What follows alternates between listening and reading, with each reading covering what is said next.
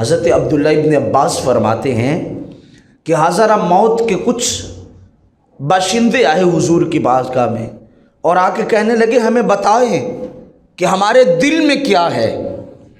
تو حضور نے فرمایا یہ تو کاہنوں کی باتیں ہیں، یعنی مقصود یہ تھا یہ بھی کوئی بات ہے، یہ تو کاہن جو ایسی باتیں بتاتے ہیں ان والا معاملہ ہے، کوئی بات پوچھنے والی پوچھو، کوئی کرنے والی بات کرو، یہ بھی کوئی بات ہے۔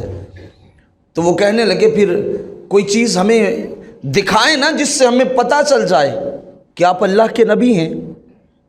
تو کریم آقا علیہ الصلاۃ والتسلیم نے زمین سے کنکریوں کی ایک مٹھی بھری، مٹھی بھرنے کے بعد حضور علیہ الصلاۃ والتسلیم نے ارشاد فرمایا اگر میرے ہاتھ میں یہ جو مٹھی بھر کنکریاں ہیں یہ کلمہ پڑھے تو تم مان جاؤ گے میں اللہ کا نبی ہوں۔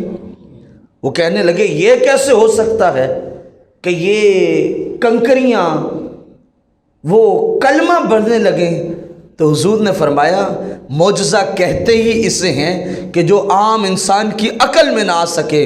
سنو میں اللہ کا نبی ہوں۔ اور حضور نے مٹھی بھر کنکریوں کو حکم فرمایا اور اندر سے آواز آنے لگی اشہد ان لا الہ الا اللہ و اشہد ان محمدا عبدہ و رسولہ۔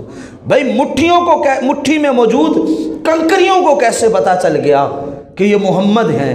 بات یہ ہے جب مصطفیٰ نے کنکریوں کو ہاتھ لگایا تو کنکریاں بھی سمجھ گئیں آج ہمارے بخت سنولے ہیں، ہمیں آج اگر ہاتھ ملا ہے تو مصطفیٰ کا ہاتھ ملا ہے، مصطفیٰ کا ہاتھ ملا ہے۔